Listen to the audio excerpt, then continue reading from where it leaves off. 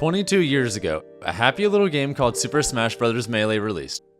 This game is notable for many reasons. Oh, every day of the week. Honestly, Levin played so well. But the one I care about right now is the long-awaited inclusion of Ganondorf into the Kirby Expanded Universe. Ganondorf is one of gaming's most iconic villains ever. The King of Evil has had more flavors than you'll find at your local ice cream shop, and all of them are great. Not into the pit! It burns!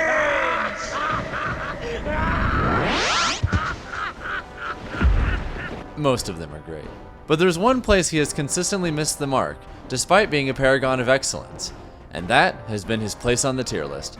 For the uninformed, tier lists are just a general measurement of the average strength of any given character in a game, and Ganondorf has struggled to survive more than any other character in Smash history. I mean, I think it's reasonable to say he's one of the worst of all time. Like, on average, like, look at Brawl and Smash 4.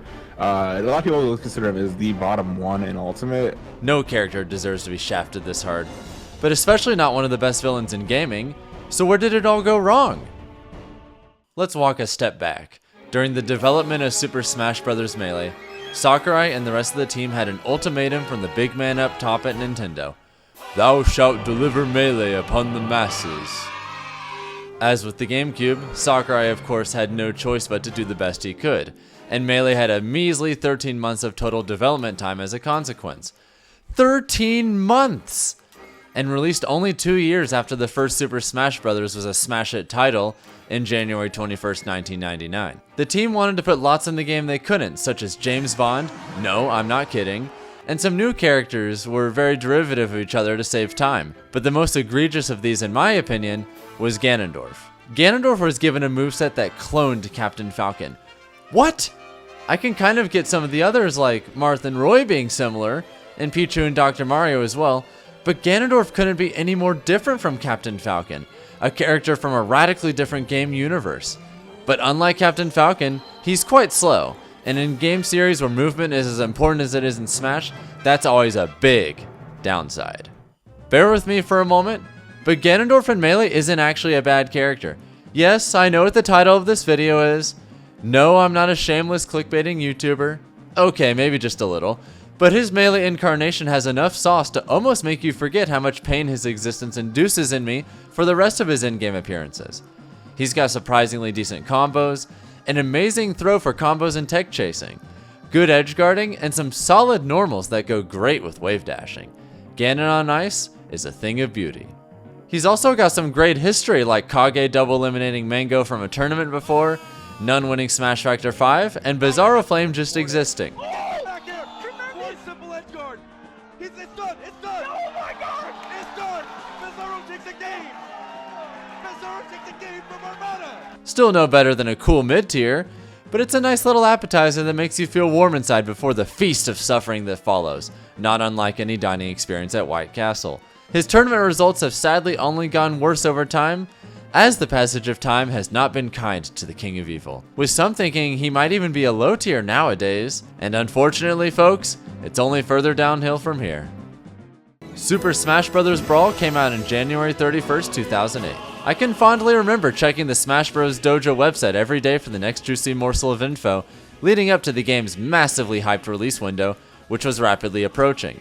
And the game did a lot of really unique stuff, such as introducing third-party characters like Snake and Sonic, Subspace Emissary bringing a true story mode into the franchise, and most importantly, Sakurai shoving Ganondorf into a locker.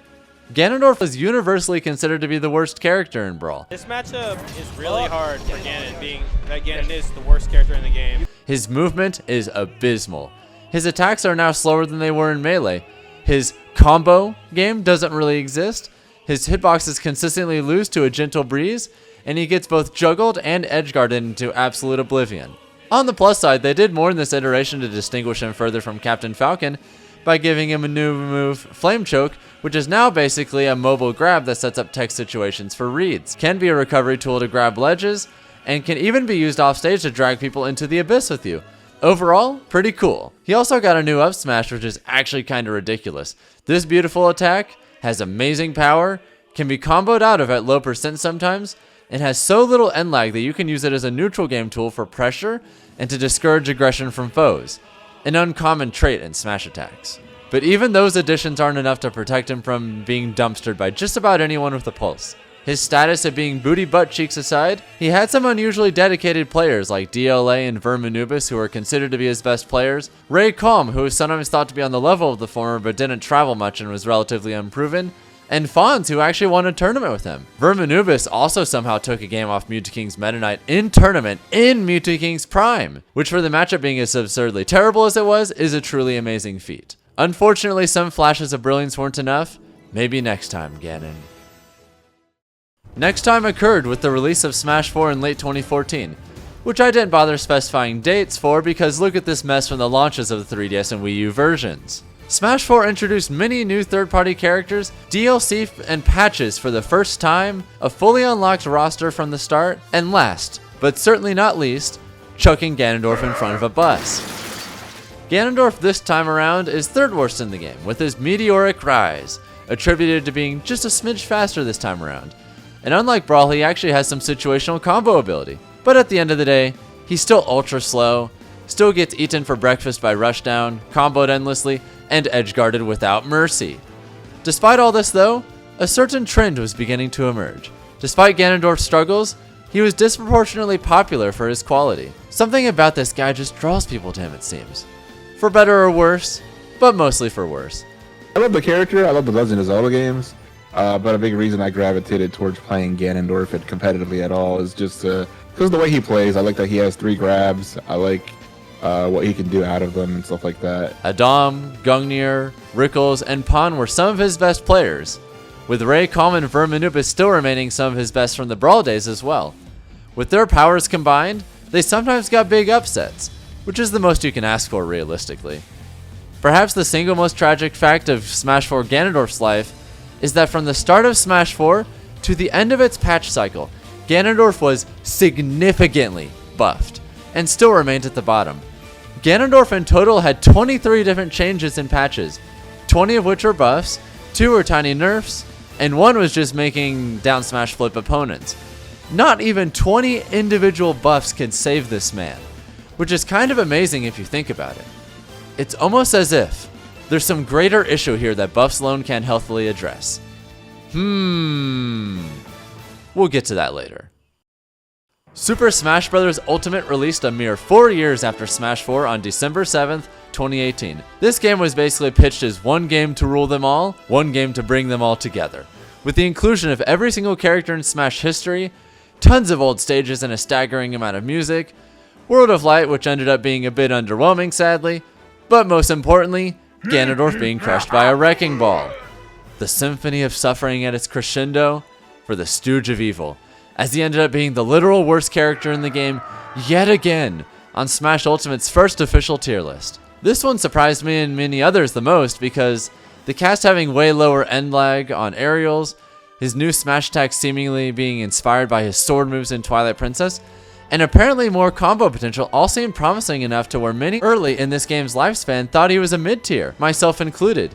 What ultimately went wrong though was that while he got faster, everyone else for the most part got even faster, to where he still really couldn't keep up in a world ruled by movement, and he lacked other options to appropriately compensate for it, unlike better heavies and other slower characters. Still gets bodied in neutral, disadvantage, and offstage. Despite his struggles though, players like Rickles, Verminubis in the early game, Gungnir, Litany, Smock, and most recently Major have been putting in some much needed work for the big man.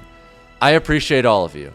It's a hard job, but someone's got to do it, right? A lot of people will consider him as the bottom 1 in Ultimate. I personally don't, but I don't know. I'm not going to rank 89 characters right now, but at the very least, I think Ultimate Ganon is better than Smash 4 Ganon, which is the reason I even still play him to begin with. Nintendo over the years has tried so many different ways to design Ganondorf, and yet he still ends up at the bottom each time. What gives, right?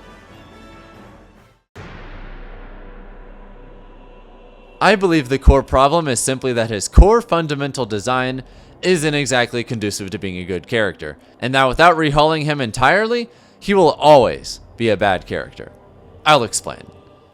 Being slow is universally a weakness, but it's especially problematic when you lack a way to impose your will on your opponents. If you watch good players that know how to fight Ganondorf, he rarely gets the chance to do much outside of certain matchups, and this is because if you don't want to directly engage in battle with Ganondorf, he can't really stop you from playing non-interactively, staying just outside of the range of his scary moves and then just whiff punishing with everything imaginable is easy when he can't really pressure you without taking big risks due to his really bad frame data. And even when he does get in, his combos are generally a rare sight.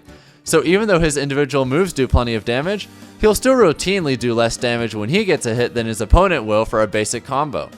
He also surprisingly can struggle to take stocks, as he generally lacks good kill confirms and doesn't have safer moves for taking stocks outside of Bear.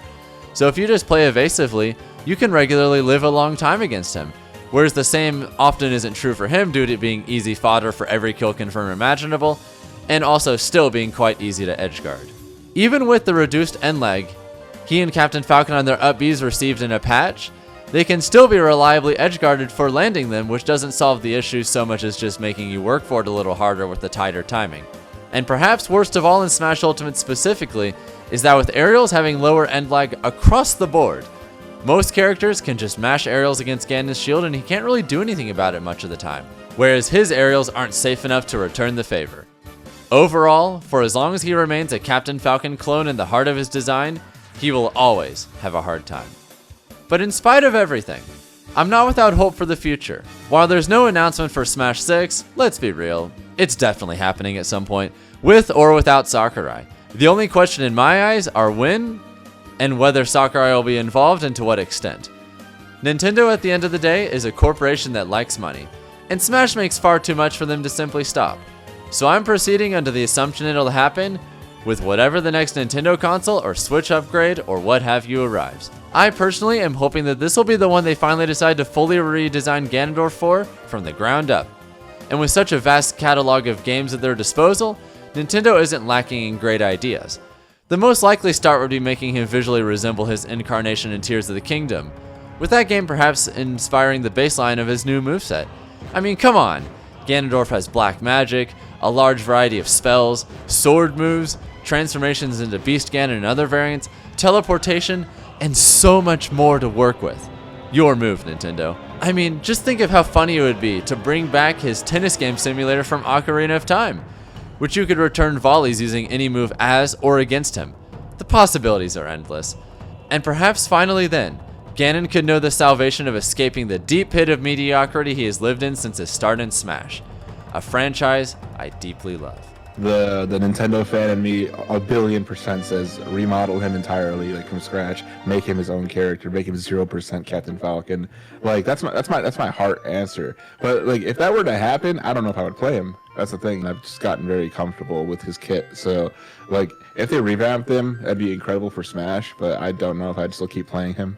Yeah, it's kind of an unusual dilemma where I kind of feel more or less the same way. I love playing Ganondorf, and the only reason I don't use him in tournament is because I don't really feel like he does anything better than Falcon. So it's like, what's the point? Exactly. But if he was, then I would genuinely use him in tournament on a regular basis because I love the character. I play him a lot casually. And in Squad Strike, my Ganon has done some pretty unholy things, but at the same time, you know, it's hard to say whether or not I would like him the same way if they decided to make him completely different. You would think that with all of his consistent problems, that he'd be relatively ignored as a character by competitive and casual players alike. And yet he remains a disproportionately popular character anyways for his Triforce of weakness. I think the reason for this is that Ganondorf in many ways feels like the pure distilled spirit of Smash summed up in one big lovable guy. Something about picking Ganondorf with your friends and letting loose massive, ridiculous moves and somehow landing them, winning matches through his countless bad matchups as an underdog, and just goofing around is just deeply enjoyable. Ganondorf is fun at the end of the day, and that's what matters most for 99% of players. I love using the big fella myself, and hey, my Ganondorf goes kinda crazy, not gonna lie. Thank you all so much for watching this video, and let me know in the comments some of your ideas for a potential Ganondorf in Smash 6, some fun stories with the character, or anything else. Consider subscribing if you made it this far, and if you're feeling extra generous, you can always become a patron on Patreon. Both help more than you know for making videos like this possible. Have a good one, and take care until next time.